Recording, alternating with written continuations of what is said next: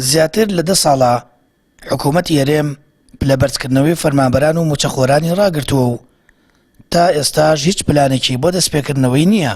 فەرمانبەران و موچەخۆران دەڵێن حکوومەت ستەمیان لێ دەکات و مافی یاسایی خۆیان لێ زەوت کردووە.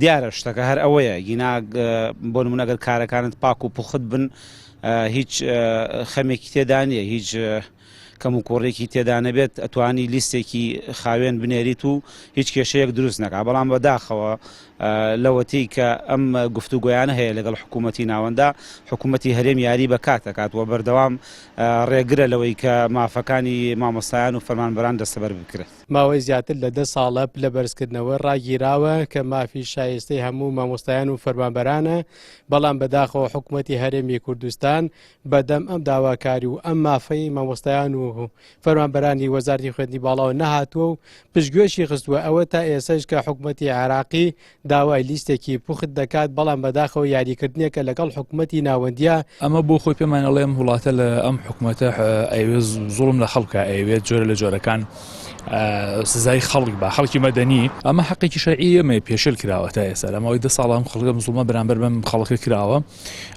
لە بەرامبەر ئەوکو باسمان کرد هەندێک سێکتەری کان گرنگی پێداوە، بۆ ئێمە حەقی خۆمانە هەر کارێکی مەدەنیش ڕێکارێکی مەدەنی بگینە بەر بۆ گەڕانەوەی ئەم حەقی خۆمان. لە درێژەی گفتوگۆکانی بۆ پێدانی موچەی فەرمانبەرانی هەرێمی کوردستان مانگانە حکوومەتی هەرێم لیستێکی جیاواز بۆ بەغداد دەنێرێت و حکوومەتی عێراقیش تا ئێستا ڕازی نەبووە موچە بە پلەبەرزکردنەوە بۆ هەرێم بنێرێت. ئەرکەخا بەسەر فەرمانبەرەکانیان، بەڵام مافیان نایەتێ و لەگەڵ حکوومەتی عێراقیشە ڕاستگۆنیە و ڕێک و پێک شتەکانیان نانێرێکەوە پلەبەرزکردنەوە. بەڕاستی ئەمڕۆ مۆزەفین پێویستیان بەوەیە پلەیان بەرزکرێت و حەق و مافەکانیان بدرێت. حکوومەتی هەرێم ئەبێ دەست و برد بکات لەوەی لیستێکی خاوێنی فەرمانبەران بنێرێت حکوومەتی عێراقی بۆ ئەوەی بتوانن لە زووترین کاتدا پلەبەرزکردنەوە بۆ فەرمانبەران بکرێت و ئەو حەق و مافە شایستەیان بۆ بگەڕێتەوە کەوا بتوانن حەق و مافێکیان بدەن و تا ئەوانش خزمەتی زیاتر بە کۆمەڵگەی کوردی بکەن.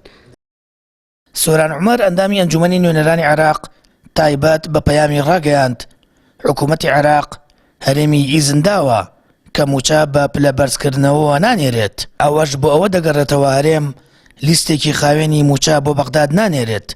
زیاتر لە 10 ساڵیشە حکوومەتی هەرێم پلەبەرزکردنەوەی ڕاگرتووە و تەنیا بۆ سلکی سەربازی و چەند سێکتەرێکی دیکە پلەبەرزکردنەوەی دەست پێ کردوێتەوە.